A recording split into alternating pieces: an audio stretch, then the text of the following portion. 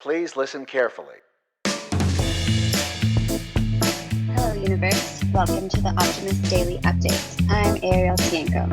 And I'm Summers McKay. We are part of the team behind the Optimist Daily, making solutions the news. We bring you reader-funded solutions news every day in order to change the tenor of news media, social media, and the direction of your day to one focused on solutions. 7 days a week, we publish positive news stories written by award-winning journalists like Arielle and delivered online to your inbox and through our social channels. And also, we are sharing the solutions in a commute-worthy, walk-worthy, home office-worthy, TGIM-worthy podcast. Arielle, welcome to the Optimist Daily Update. How are you today, my friend? I'm doing really well. Thanks for having me. It's my first time, so this is exciting. Yes, long-time listener, long-time writer. Hey, tell everyone who you are. What do you do for the Optimist Daily? Well, I am a staff writer here, and I actually started working for the Optimist Daily while I was based in Costa Rica, and I've since moved to Amsterdam. So the Optimist Daily has been with me as I go through life's changes, So yeah, really happy to be here. We have this kind of cool Amsterdam office at the Optimist Daily with like one former staff member and 2 current staff members. And we call it like Cribs Optimist Daily or Real World Optimist Daily. Basically, you live in the most co-located office of all of our employees. We like to jokingly call it the Optimist sponsored house. So now you are fantastic as far as the different stories that you cover, and you tend to cover a lot of lifestyle stories, but most recently you were asked to get on the men's health beat, and we had a story on Thursday of last week about healthy ejaculations 21 times a month, and then I think on Friday we had another one about Instagrammers and men's health, basically Instagrammers who are sort of unchaining masculinity assumptions. And so how have you liked taking on the men's health beat? Honestly, I've been really enjoying it, learning a lot about my masculine peers. And yeah, I guess I just always focused on women's health issues because I'm a woman myself. And I always thought, men have a lot in this world already. They're represented quite a bit. So I thought, why not bring some feminine voices to the conversation? But when it comes to health, I didn't really realize how silenced men might feel or, not able to bring up things that might concern them because it would be considered unmasculine or not manly to have those concerns. Right. While there is sort of a notion of more male voices in the media, there's not probably a balance of men's health in the media. So recognizing that and shifting our focus to include that conversation, because we joke that like you've been on the vagina beat for a long time. And I love periods. Yeah. And our period poverty and all of our, other articles that focus on women's health. But I'm pretty excited because I think we took a note from a team member's husband who said, you guys just don't cover men's health very often and it's a missed opportunity. So I'm pretty excited that we are embarking on that. So last week, we talked about what our challenge would be for the weekend, and we all agreed this was Arielle's brainchild, was coming up with the Optimist Daily challenges. And we all agreed that we would be picking up trash. And I think even our guest on Friday's episode said that he likewise would be picking up trash. So Arielle, did you guys go around over the weekend and find some trash in Amsterdam to collect? Actually, Amsterdam is really good with the trash, so we did have to go searching for it. But I do have a dog, and while I walk her, I'm trying to keep my eye out for any trash. I've been thinking that I want to invest in like one of those litter picker uppers. I don't know if they have. Yes, I have one. I love it. I have it in purple. Okay, great. You can get them in all different colors. That's awesome. So I would love one of those because I was just picking things up with my fingers. And that's gross. Yeah. And I don't think I want to do too much of that, but it's all for a good cause. So I just had to sanitize after. But yeah, I think it will become not just a weekend challenge, but every day. I have to walk my dog every day. So Exactly. it felt good to do. Yeah. Well, when walking your dog or wandering about. So anyway, if you guys participated in the challenge, send us your pictures, editorial@optimistdaily.com, and we will share them on our social media. Let's get to Monday, although I think we want to revisit some stories from Friday. Arielle, did you have a story that you wanted to talk about on today's pod? Well, this might be a bit heavy, but I was quite interested in the grief story. That was like a beautiful 2-part series that we actually ran on Friday, huh? Mm-hmm. And it really I've been fortunate enough in my life to not have experienced so much loss. Even throughout the pandemic, I didn't lose anyone that I knew very well to COVID. So reading those articles really opened my eyes to a different way to maybe approach grief. And the article that I'm talking about is Grief Part 1, What Not to Say to Someone Who is Grieving. And they mentioned a lot of classics, your loved one. I'm sorry that your loved one passed away. And these, though well-intentioned, might not actually be very helpful. And I thought that there were a lot of really good tips, like not trying to fix someone's grief, just to be there as a supporter. Well, and how do people try to fix grief, right? What's a description of how someone is trying to fix grief?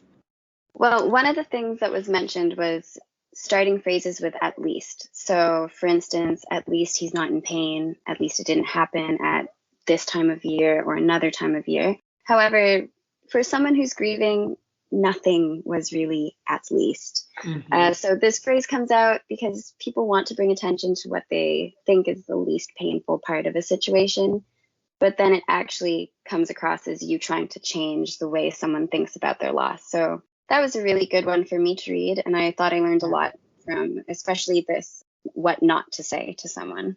Definitely. There are some other really good tips in here, and you mentioned it in our pre-meeting, but the assumption, if you find out someone's family member has passed away, the assumption of "I'm sorry you lost your loved one," that assumes a relationship that, maybe somebody didn't really get along with their parents or their sibling or aunt or uncle who have passed away. And so their grief might not be a linear expected, "Oh, I'm so sorry you lost your loved one" parent. They might be wrestling with a lot of unsaid things or just feelings of other frustrations or angers. And I think your story beautifully covers that it's not about solving it for someone, right? And I think one of the other ones is don't give solutions, right? What does that one talk about? The solutions that people tend to give are normally well-intentioned, like you should go out for a walk or you should keep yourself busy. But when someone is grieving, there really isn't a standard way that they should go through that grief. And telling someone that they should be doing something when they're not doing something just kind of communicates to them that they're not going through grief correctly. And there's no right way to do it. So it's just better to really be present and not tell someone how to do what they're doing. Okay, so we've covered the what not to's. What are the to's? That was in the second part of the series. The things to do. What should we do?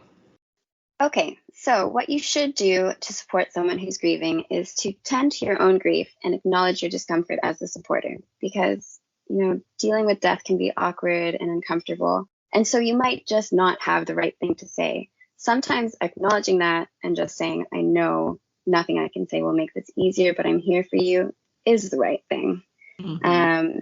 You can also just be present and use the name of the person who died. So a lot of times people might think that the person who's grieving might not want to bring up the person who died, but more often than not, they're more worried about the fact that that person is going to fade away and be forgotten. So it might be nice to just say, "I know that you're going through something right now, and you might not want to talk about it at the moment, but whenever you want to share a story or a memory of this person, come to me. I'm open to doing that." I like that one a lot. I love that one. That's beautiful. Yeah. Well, this is definitely an in-depth series, and if you didn't catch it on Friday in the feed on the Optimist Daily, You can always go to optimistdaily.com and search for grief, and these articles will show up. They are going to be in our health and wellness and mental health sections of the Optimist Daily. Speaking of health, there is a story today. So I'm actually going to touch on two stories. One because it's really fun, and the other one because it's so exactly what's happening in the world right now. Speaking of health, we're going to talk about real quickly the headline that reads 7 ways to boost kids' immune systems as they head back to school. Now, anyone who listens to this podcast knows that I struggled so much sending my now 2-year-old, then 16-month-old, 17-month-old back to school because we couldn't stop getting sick. And there was highly virulent strains of RSV and of hand, foot, and mouth and things that just, no matter what precautions the school or daycare put in place, and no matter how well you are caring for your child, the reconvocation of children together really got a lot of people sick. Well, that is going to happen again this fall. And I know every mom is kind of every parent is tearing their hair out a bit, knowing that, it's coming. We can't prevent illness from entirely spreading, but we can give our kids the very best possible foot to take on whatever germs that come their way. So first one, encourage personal hygiene. Now, I'm only really telling this story because I want to tell everyone that my little 2-year-old runs around the playground announcing to everyone that Dr. Brown says no boogers. Brennan is literally the booger police, and it is adorable and very, very funny. But personal hygiene, which is hand washing, not touching your face, your eyes, etc. Of course, when Brennan runs around telling everyone no boogers, she's usually picking her nose to gesticulate exactly what they're not supposed to do, but it's a start. Follow immunization schedules. Now, this is something that's so important, is making sure your kids are up to date on their immunizations, and you are working with your pediatrician to ensure that you have a good protective stance for your children. Eating the rainbow, and that really does not mean fruit snacks. It actually means veggies. And as we go into the fall, there's all sorts of beautiful harvest veggies that are coming out, and fall fruits and, deep greens. And if you live on the other side of the planet, there's all the spring that's coming out as well. So strong immune systems with good zinc, B, C, and A vitamins make a big difference. Focus on gut health. That's a good probiotic, and making, sure you're using a child-safe probiotic for your kiddo. Who doesn't know this, but let's make sure they sleep. Reducing stress and getting outside and playing. So those are all things we can do to help our kids, and frankly, our parents. You guys should follow all of this too, because you guys, I have a sneaking suspicion, might get a cold or two this fall as well. But speaking of getting outside, the story that I really love, and it's a Saturday story from the feed I'm going to read about, is about circularity of shipping containers. And we all know that I am obsessed with what happens to wind turbines, or what happens to shipping containers, or large industrial equipment that never gets used again. This time they can be super posh swimming pools. Arielle, did you get a chance to see the article about recycled swimming pools made from old shipping containers? I did. And honestly, when I heard about it, I didn't think that it would look so luxury, but it does. They're gorgeous.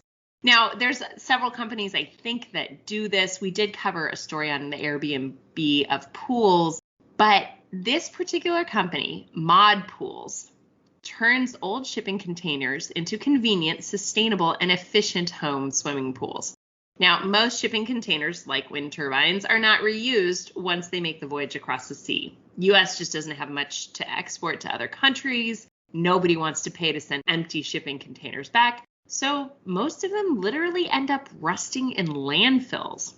Now, we've also had a kind of big explosion of people with backyard home entertainment during the pandemic. So a few successful prototypes, Mod Pools, scaled up the idea of converting these shipping containers into something that otherwise would be discarded. They use a modular approach to the pools, and you can go onto their site, and this sounds like an ad because I had so much fun imagining my fabulous infinity pool. But basically, it's modular. They cut them down to shape and size according to what you need. And they have models that have infinity edges and window features and even attached hot tubs.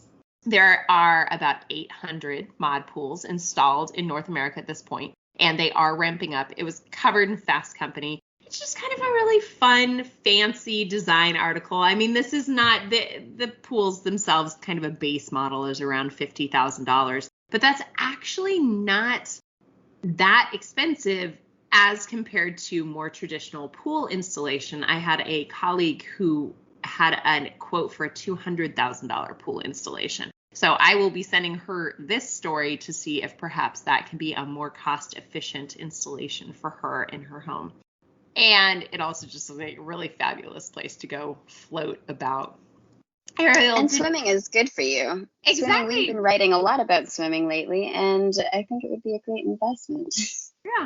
Yeah, if you've got the space, and actually you could do this in less space than perhaps another traditional pool would make. Anyway, we're just big fans. If you happen to have a mod pool, send us a picture too. I'm curious. I'd like to see some that are not in their marketing content, but instead out being used in the real world. And then you can actually make money on them if you rent them out when you're not swimming in them and let other people use them on the Airbnb of pools, which I think, if I remember, I think it was called Swimply or something like that. So anyway, what else, Arielle, is on the Optimist Daily today? What else do we have? We have a story about lab-grown mouse meat snacks for your cat, which is very interesting. And this nonprofit elevates minority neighborhoods by investing in their youth is another title that we have going on. And this plant hotel will take care of your leafy friends while you're away. So if you're going to jet off on a vacation, then your leafy friends will be safe. Oh, thank goodness. There's a holistic psychologist with 4 foods to fight depression. Mental health continues to be a really, really important subject. So check that one out. And there is a nonprofit that trains patient families to become expert caregivers. We know that caregiving for loved ones is really, really hard, just like helping people we care about grieve is really, really hard. That and much, much more is available on the optimistdaily.com. As always, Arielle, thank you so much for joining the pod today. Kristy will be back tomorrow. We promise to continue to share positive solution-based stories with ideas on how you can participate in this changing world and ensure it is changed for the good. Please consider becoming an emissary on the optimistdaily.com. $5 a month, as little as that, or more if you're, getting a pool and stuff like that. Support reader-funded independent journalism. Be part of the solution-changing consciousness and addressing our world's biggest challenges with a problem-solving mindset. Let's keep the Optimist Daily free for all who need it, supported by those who can. Thanks, everybody. Have a great rest of your Monday. Have a good Monday. Bye.